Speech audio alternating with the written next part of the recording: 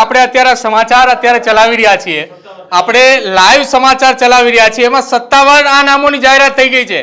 કોંગ્રેસે સત્તાવાર જાહેરાત કરી છે, જેમાં અમિત ચાવડા પ્રદેશ પ્રમુખ છે, તુષાર ચૌધરી છે, એને વિરોધ પક્ષના નેતા બનાવવામાં આવ્યા છે.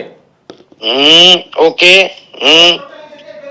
અનંત પટેલની જગ્યાએ ફેરફાર કરાયો છે. વિરોધ પક્ષના વિધાનસભાના નેતા તરીકે તુષાર ચૌધરીની નિમણૂક કરવામાં આવી છે. અમિત ચાવડા પ્રદેશ પ્રમુખ પદે યથાવત, એટલે જે નામ આપણે ચલાવતા હતા એ નામ કન્ફર્મ છે. ઓકે, પણ જો તુષાર ચૌધરીને બનાવવામાં આવ્યા વિપક્ષના નેતા તો ડખો થવાનો. અચ્છા. સૌરાષ્ટ્રના જેટલા દિગ્ગજ નેતાઓ છે એના રાજીનામા ધડાધડ પડવાના. એનું કારણ એ છે કે વિપક્ષના નેતા તરીકે અથવા તો પ્રદેશ પ્રમુખ તરીકે કે બીજે કોઈ રીતે સૌરાષ્ટ્રને બહુ પ્રાધાન્ય નથી મળ્યું. કેમ્પિયન કમિટીના ચેરમેન તમે જે બનાવ્યા પરેશ ધાનાણીને, એ ખબર નથી હજી, તમે કહો છો એટલે હું માનું છું. કદાચ જો હોય તો ઈ જે છે ઈ પદ પણ કેવું છે, ઈ તો રૂપિયા રળીને તમે લઈ આવો તો અમે ખાઈએ એના જેવું છે. કેમ્પિયન કમિટી એટલે તમારે બધાને આ કોંગ્રેસ તરફ લાવવા એમ ચહેરો. સામાન્ય રીતે તો એવું હોય, કેમ્પિયન કમિટીનો ચેરમેન હોય ને એના ઈ મુખ્યમંત્રીનો ચહેરો બને. ભૂતકાળમાં નરેશભાઈ પટેલે કોંગ્રેસમાં આ ઓફર કરી હતી.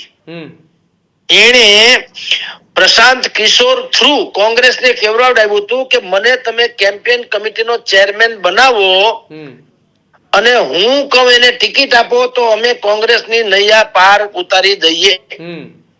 કોંગ્રેસને ઈ પ્રોબ્લેમ ઈ આવ્યો હતો કે ભાઈ તમને કેમ્પિયન કમિટીના ચેરમેન બનાવીએ, એનો અર્થ ઈ થયો કે ન કરે નારાયણને કોંગ્રેસ જીતે તો તમને મુખ્યમંત્રી બનાવવા પડે.